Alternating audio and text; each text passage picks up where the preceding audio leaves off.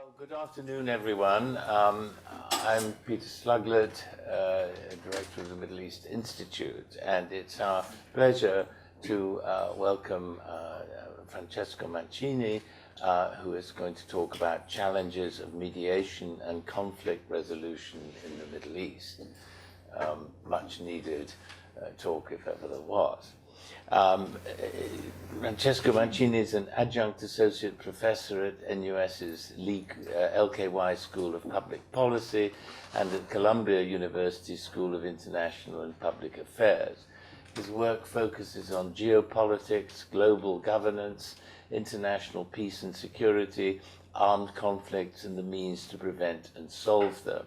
Francesco is also a non-resident senior advisor at the International Peace Institute, where he was senior director of research before relocating to Singapore in June 2014. As director, he focused on conflict analysis, prevention, mediation, peacekeeping, and peace building in Africa and the Middle East. He also led IPI's largest program, Coping with Crisis, Conflict and Change, that aimed at strengthening multilateral response capacity to crises and conflict. He launched the daily policy analysis website, the Global Observatory. He's a member of the board of directors of the Academic Council on the United Nations System, a member of the research committee of the Institute for Economics and Peace, and a member of the editorial board of the journal Peace Building. Prior to joining IPI, he served as an associate at the East-West Institute in New York, where he managed the Worldwide Security Initiative, a program designed to enhance international cooperation in addressing new security threats, particularly transnational terrorism. Earlier in his career, he was a management consultant at Group CRCI in France, Italy, and Morocco. And as I said, he's going to talk about challenges of mediation and conflict resolution in the Middle East. Okay. So first of all, I want to thank the Middle East Institute for this opportunity, and particularly as director, Peter, is an honor to be affiliated with this institution, and I really look forward to contribute to your work in the next 2 years. I also want to thank the former deputy director, Dr. Charlotte Schreiber, who created this opportunity, and as well as the current deputy director, Michelle Theo. I'm looking forward to work with her as well. I always like to inject some optimism in my presentations. And however, I'm warning you, on today's topic, it's going to be very difficult. So I hope you can bear with me, maybe for the next 25 minutes, more or less, and then we will open up for a Q&A. So my talk will be very much from the point of view of a practitioner who has been working on the Middle East in the last decade, mainly under the leadership of Terje Rod Larsen, a Norwegian ambassador who's been one of the architects of the Oslo Accord, and is also a UN Special Envoy on Lebanon Hezbollah issues, as well as the president of the Institute in New York, where I was the director of research in International Peace Institute. During those years, I've been traveling frequently to the Middle East, meet senior leaders to discuss conflict and peace issues. That's where most of my knowledge comes from. I also based this talk on a study that I'm conducting with the International Peace Institute on the role of UN in mediating the Libya, Syria, and Yemen conflict. So my talk is organized in 3 parts. First, I will comment broadly on the Middle East context. Second, I will address the 3 cases that I just mentioned, Libya, Syria, and Yemen. And finally, I will attempt to bring some lessons from the current attempt to mediate these conflicts. Now, let me tell you why I want to start with the broader regional context. Much of the news and analysis on the Middle East seem to lurch from one crisis to another on the basis of whatever crisis has the most visibility on a given day. So one day is ISIS, the other day is Syria, refugees, or terrorism, and most recently, of course, is the clash between Saudi Arabia and Iran. As long as each crisis is seen individually, it is taken out of its historical context and the overall pattern of events, it is somehow giving a distorted picture of the problem. In reality, the Middle East is caught up in an interlocking pattern of crisis that has become steadily more serious and that now seems almost certain to play out, at least for the next decade. Now, I do not need to remember you that these predicaments are not only of significance for the inhabitants of the Middle East. Instability and conflict in the Middle East are inherently of global magnitude. Just think of ISIS, influence growing globally in the Southeast Asia, for example, refugee crisis in Europe, or impact of all low oil prices. So we need to understand the trends in the region that underpin the current conflict to address them. And I think there are at least three drivers of conflict in the region. And these are geopolitical changes, political instability, and violent extremism. It goes without saying that these drivers are deeply interrelated. But for the sake of clarity, I will address one at a time. First, we need to understand the current changes in the geopolitical environment. And of course, it is very fluid. I believe, in fact, that we are witnessing the unraveling of the post-Ottoman order in the Middle East, established at the end of World War I in 1916, when an agreement was signed between the government of UK and France, so-called Sykes-Picot Agreement, which defined the borders and the spheres of influence in the Middle East after the defeat of the Ottoman Empire. Now, it seems ancient history, but did you know that when Daesh, or ISIS, reached the control of territories across the borders of Iraq and Syria, they used the Twitter hashtag Sykes-Picot-Over. So this is just to say how important is history in the Middle East. If the current crisis between Saudi Arabia and Iran was triggered by the execution of a Sheikh Nimr early this year, and the consequent attack of the Saudi embassy in Tehran, the crisis has deep roots. Now, I remember organizing a retreat for Gulf foreign ministers in Abu Dhabi in 2010, and all conversation over 3 days was all around what they call the Persian hegemonic ambitions in the region. The Iran-Saudi rivalry goes back in time. But so why the tension is escalating now? Well, I think there are at least three reasons. One is the Iraq War, which unwittingly handed over the country that was controlled by a Sunni minority to a Shia majority. And that was seen by Saudi Arabia and its allies as a strategic loss and as a gain by Iran. Second is the Arab Spring. The Arab Spring has created a vacuum of power in the region. It has seen the collapse of authority in Syria, in Iraq, in Libya, in Yemen, and to a good extent in Egypt.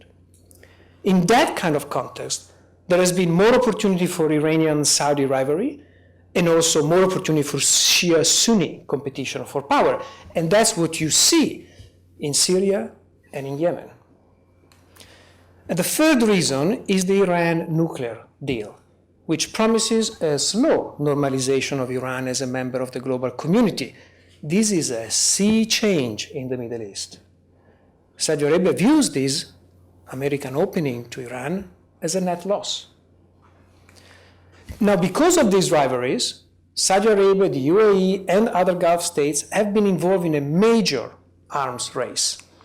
In the last few years, Gulf countries have spent over $100 billion in arms orders that are now in the process to be delivered, mainly to modernize their army. Saudi Arabia, for example, placed the largest arm order of the past 2 decades with 154 F-15 aircraft. It is also possible that the easing of sanctions may give Iran access to more advanced weaponry in the future. The recent China's visit to Iran might also lead to future procurement of Chinese armaments. Now, the second driver of conflict that needs to be understood is the current political instability that affects most of the Middle East. Libya, Syria, Yemen, these are all civil wars that are the product of the failed Arab Spring that started in Tunisia in December 2010. But if the unrest was the trigger, the underlying drivers that generated the unrest have been incubated for decades. And this problem has not been solved. Now, we have no real time to go deep in each of them, but let me just, maybe we can do during the Q&A, but let me just mention a few of them. First, there is the extraordinary demographic growth of the Arab world. Since 1950, the population of the Arab region as a whole has nearly tripled. Yemen and Iraq quadrupled. Bahrain population has increased tenfold. And the UAE count has grown from 70,000 people to 7.5 million. Just to give you a comparison, meanwhile, Europe grew by 35%. Now, paired with this massive population growth, most of the people now live in cities. Urbanization is a global trend, but it's particularly strong in the Middle East. Cairo, for example, has more than doubled its population since 1970. In fact, I believe we can say that the Arab Spring was an urban phenomenon, which has been facilitated by the nectars and the proximities that cities offer. But urbanization has also transformed societies. If a rural poverty is age-old and partially part of the social fabric, urban poverty is socially destabilizing. As Iran has shown, for example, Islamist extremism is the psychological defense mechanism of many urbanized peasants threatened with the loss of traditions in pseudo-modern cities, where their values are under attack, where basic services like water and electricity are unavailable. In other words, yes, more opportunities, but also more tensions. And these new urbanized crowd are redefining their identities in terms of religion and ethnicity, which often do not coincide with the borders of the existing states. And I'm saying this to link the demographic trends to the next driver of conflict, which is the violent extremism. High unemployment is also a key factor in driving political instability. Half of the population in the Arab world is under 25, and youth unemployment are roughly 50%. The global average is 13%. And since we're talking about employment, let me say something about the economy of the region, another factor of political instability. Of course, each country has a different set of problems. Oil-rich countries like Saudi Arabia are suffering from low oil prices. They're holding their market share, but they're hurting their finances. Saudi Arabia is said to run to $5 to $6 billion deficit a month. And 75% of their budget is from oil. 2/3 of the workforce in the Gulf region is in the public sector. And in Saudi Arabia, 80% of employees in the private sector are foreigners. Non-oil-rich countries like Egypt, or Jordan, or Lebanon have massive unemployment and a serious problem with the quality of education. Because despite the rate of literacy in the region are very high, the quality of knowledge and education has not kept up with the demand of new markets, therefore creating new frustrations.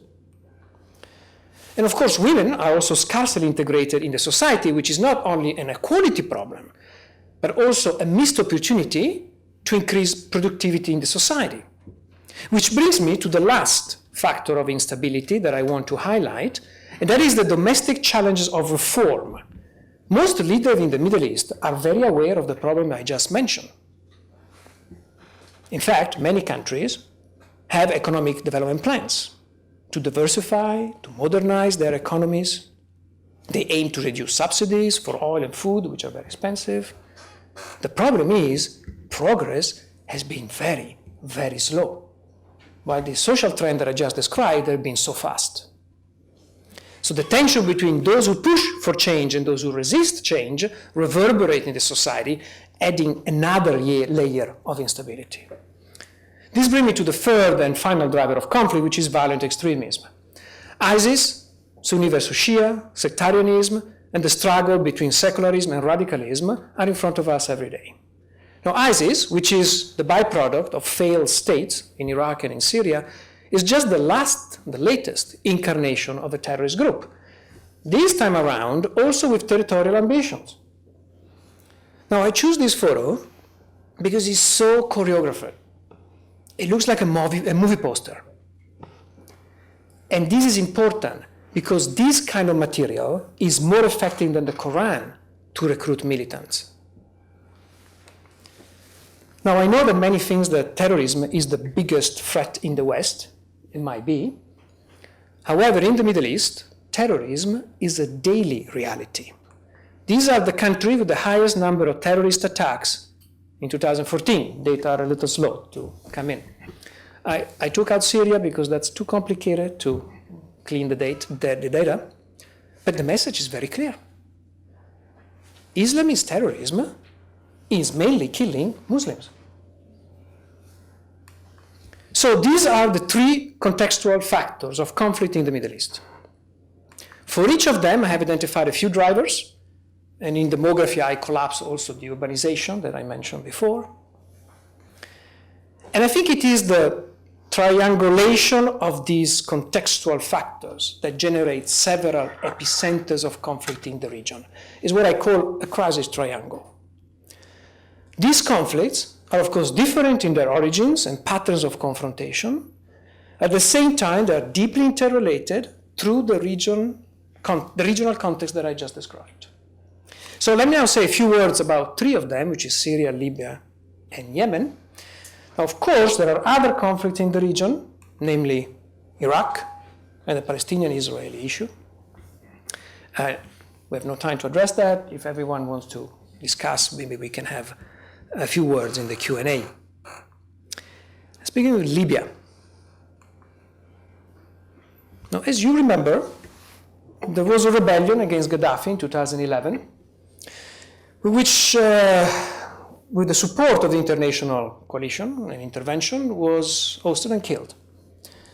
Since then, the country has been in a civil war, basically divided in two governments, one in the west, in Tripoli, Islamist leaning and supported by Qatar and Turkey, one in the east, in Tobruk, with a Shura Council in Benghazi, backed mainly by Egypt and United Arab Emirates. That's not all, because there is a south where there are Tebu, Tuareg, and Arab groups. If you think that the north of the country is lawless, the south is a no man's land. Incidentally, that is very much correlated to what happened in Mali across the Sahara a few years back. They fight for control of the remaining cash cows, which are the central bank of Libya, which holds the reserves, and the national oil company, which sells oil and gas. That is still being produced, but this is less and less because the different militias are now sabotaging the pipelines. Now, Libya is the victim of yet another international intervention without a political plan. Since early 2015, ISIS is present in Libya. Gangs and criminals, gangsters are profiting from human trafficking into Italy and Europe. The country is lawless, and its economy is in disarray. In December, an agreement was signed in Rome for a sort of government of national accord. It was backed by China, France, Russia, UK, US, Germany, Italy, Spain, the EU, UN, and Libya's neighbors. However, it is not accepted by the two governments in Libya. So, of course, that's a problem, because this government of national accord is stillborn. It has no legitimacy, has no capacity, and by the way, we're also undermining a political process, which is delivering something that is not really accepted by the parties.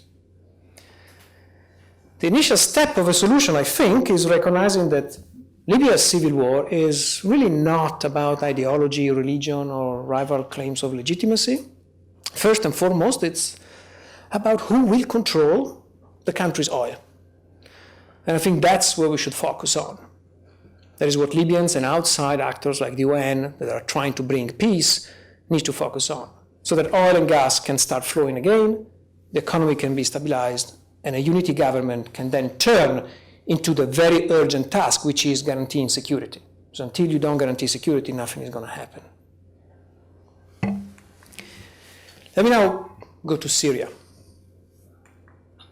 Syria is very much in the news. I think you all read about it, and particularly in these days, because there are new peace talks in Geneva in which disagreements are not only on the substance and the solution of the conflict, but even on who should attend. The war has been going on for 5 years, causing over 200,000 deaths and over 4 million refugees. Over 750,000 traveled to European borders. But as you can see from this infographic, the country actually hosting the largest number of refugees are not in Europe. They are in the Middle East. Yet, another destabilizing driver for the region. Just look at the proportion in Lebanon. 1 out of 5 people in that country is a refugee. Syria is very different from Libya. Here we have a dictator, Bashar al-Assad, who has remained in power and is very resilient. I still have the Economist prediction for the year. You know, they do the little booklet in 2012, which predicted Assad out. That was 2012, it's 2016, and it seems he's doing quite fine. He has a solid army, which is staffed with Alawite, who remain largely loyal to the regime. There's been some defection, but not as much as we expected. He has the support of Iran, being Assad and Alawite, which is a Shia sect, of Hezbollah from Lebanon, as well as Russia. But Assad, who controls mainly roughly the southwest of the country, has lost control of part of Syria, particularly the north, the east, and coming down to the center, in which a large number of militias and opposition groups, including ISIS and other extremists like the Al-Nusra Front, are fighting the government forces. Some of these groups have the support of US and UK, some of the Saudi Arabia, and other Gulf countries, some of Turkey. The Kurds in the north have been fighting ISIS. This has not made Turkey very happy, which does not like ISIS, but for domestic reasons is more concerned of the Kurds gaining political momentum for autonomy. Turkey, in fact, opposed the presence of Kurds representative in Geneva. So as you can see, Syria is not only a war among Syrians, it is an international proxy war, in which the power struggle between Saudi Arabia and Iran is very much at play. And I believe these players prefer the current mess rather than a Syria controlled by the other party. Finally, let me say a word on the last conflict on the agenda, which is Yemen.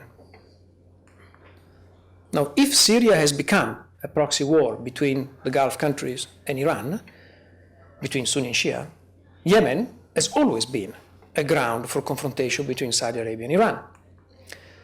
The main fight is between forces loyal to President Hadi, who is supported by the Saudis, and those allied to the Shia rebels known as Houthis. Among the armed groups are also Al-Qaeda's affiliated and ISIS, which has carried out a series of large-scale attacks in Aden, including one that killed the governor of Aden province. President Hadi, who after spending months in Saudi Arabia returned to Yemen in September, is in Aden in the south, and is backed by Saudi's air power, who's actually causing many deaths among civilians. The Saudis spent so far, actually last year, $5.3 billion on the war.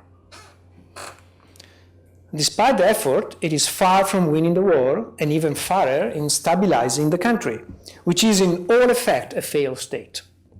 Arguably, the control of Yemen for Saudi Arabia is even more important than Syria's because it has more implication for the monarchy, because it's a thorn in the Arab peninsula flank, and there's a tradition of Iran using that to destabilizing the peninsula. Now, the sad reality of Yemen is that the unrest of the Arab Spring forced the previous president, Saleh, to resign. You might remember. There's been some violence, indeed. But the Gulf cooperation countries broke a deal, and UN helped with the implementation. There was a comprehensive national dialogue. It was, to some extent, a good case, at least until 2012. So what happened? Well, the reality is that if a country has no institutional backbone and is run through patronage and family cronyism, every political transition is very dangerous. So what we saw as the stability of the Middle East through a hub of strong leaders who did not build the institutions and fed sectarianism was in reality a ticking bomb. for insecurity and instability, and I believe that the bomb has exploded. Now, allow me to wrap up with the 4 takeaways from the peacemaking processes that has so far attempted in the Middle East to bring peace. Lessons that we should learn from both successes and failures in conflict resolution. First, in order to have a military operation that succeeds, we need a political strategy. I believe that US does not have a clear political strategy for either Syria, Libya, or Yemen, for that matter. The Saudis might have one, but it's not acceptable to other players, and it does conflict with the multiple military operations on the ground. I think we need a political strategy because bombing ISIS without building a government that can regain control of its territories is a futile operation. ISIS is an ideology which thrives in lawless and conflict context. And if you ask me for a political strategy on ISIS, I think there is one angle, which is we need to bring back the attention on stability in Iraq, which is kind of forgotten. Because a stable and inclusive Iraq could do a lot to mitigate the tensions among the different Iraqi communities. And when it comes to Syria specifically, currently on the table in the peace talks in Geneva, there are both the issue of a ceasefire and of political transition. My suggestion for a political strategy would be to separate the goal of ceasefire from the one of political transition. We need to prioritize the ceasefire. We need to stop the fighting. We need to secure certain areas, stop the bombing, the barrel bombs, allow for humanitarian aid to come in, which arguably could also address partially the refugee issues. At least people might stop fleeing. Now, of course, I understand this is very hard because even if a ceasefire is agreed, it's very unlikely that the parties can hold it without international support. Some of you might remember during the Geneva talk 1, 2, at some point overnight, there was an agreement for ceasefires in Aleppo and Homs. The problem is we couldn't implement it on the ground because we literally couldn't reach out the commanders of the different groups saying, hey, there is a ceasefire. So this is the level of fragmentation in which we are. So even if we have ceasefire, that would, I think, require an international engagement, which of course is very complex. It could be some kind of peacekeeping, but the UN would never deploy in such a dangerous environment. It would probably be a multinational force that creates safe zones enforced by different powers. Very complex, as you can see. But the bottom line is, I would really suggest to decouple the issue of ceasefire with political transition, because transitions today means very different things to all the different actors. This is what the mediation theory calls the one goal versus step-by-step negotiation. And basically, I'm suggesting in this case, a step-by-step negotiation. Second, in order to have sustainable peace, we need a large negotiating table. This is the reality of today's mediation. I think I've demonstrated so far that in each country there is a domestic dimension, but also a regional one, as well as an international. This, I think, is the biggest difference with the mediation of the past in the Middle East. We need many actors around the table to agree on a peace that is sustainable in the future. For example, I believe that the scenario of the Oslo Accords of the 90s is unthinkable today. As many of you remember, the Oslo peace talks were held between Palestinians and Israelis only. At the beginning, there were 6 people in the room, and not even the Americans were involved. I think this would not work today. We need involvement of Arab countries, of Iran, Turkey, and of major powers. Third, in order to bring back stability, we need to encourage regional cooperation. Because of what I just said, I think that the answer to ongoing conflict in the region can only come from within the region. There is no strong enough power in the world today who can impose any stable framework from the outside. For this reason, we ought to encourage regional cooperation. Unfortunately, the Middle East is the least integrated region of the world, and not only politically, but also economically. Regional trade amount to only 7 to 8% of total export and import. In Europe, it's 65%. Now, do you know there is no train connection between any of the Middle East countries? Obviously, regional cooperation reflects the politics of the region, so I'm not surprised. Still, there are a few regional organizations in the Middle East, the Arab League, which was very instrumental in supporting the ousting of Gaddafi, and then kind of disappeared. The Gulf Cooperation country, which was very instrumental to have a political transition in Yemen, and then suffer from tension between Qatar and Saudi Arabia over Morsi, Sisi in Egypt. But there are also other organizations which are less used for peacemaking, but should be strengthened. For example, the Organization of Islamic Cooperation, which includes 57 members, or SICA. Do you know SICA? CICA? Does anybody know SICA? Right. SICA stands for Conference on Interaction and Confidence Building Measure in Asia. It was created in 1999 out of an idea of Kazakhstan. SICA has 26 members, and why I'm singling out SICA? Because the only other organization in the world beside the United Nations where both Iran and Israel are members. And that includes also China and India. It's very weak, but there is a place. Fake it till you make it. This is my fourth and final takeaway.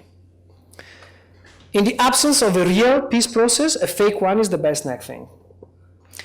So the question in Syria, for example, is there any point in pushing on this UN-led diplomatic process at all? Yes, my answer is yes, and mainly for three reasons. One is humanitarian. I know that many are very skeptical of the UN being able to deliver any political result. But I worked for over 10 years around the UN. If there is one thing the UN knows how to do, is to deliver aid. And despite setback, they have been able to have very localized ceasefire and to be able to deliver aid to besieged cities. I think we should do anything possible to limit the human disaster that is happening right now in Syria. Second, is a logic for a continued engagement with a very long-term political perspective. And what I mean by that is no matter how intractable a conflict is, there must be always at least a token UN mechanism to allow the parties to talk when they want. I worked on Cyprus in the past, where UN has been engaged for over 5 decades and has been deemed like a completely useless party there. Well, this year, it looks like the Cypriots and the Greek Cypriots and Turkish parties are willing to have a conversation. And there is a process there, it's there.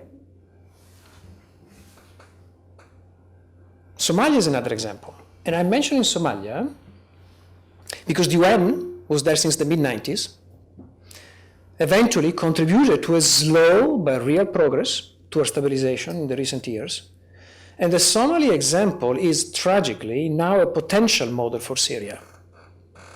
The UN might find itself working for years or even for decades in Syria to put the country together in some ways, while some violence still happens and others have accepted peace terms. The final logic for hacking away at the apparently hopeless process in the immediate future has to do with the overall trajectory of Russian and American relations. I think it is important to leave an open channel, to set some limits to their rivalries. At least the US and Russia need to keep talking on Syria, also to avoid any accident on the ground, since both have military operations. Both sides have reasons to let tension simmer down. And the Syria process, I think, could help on that.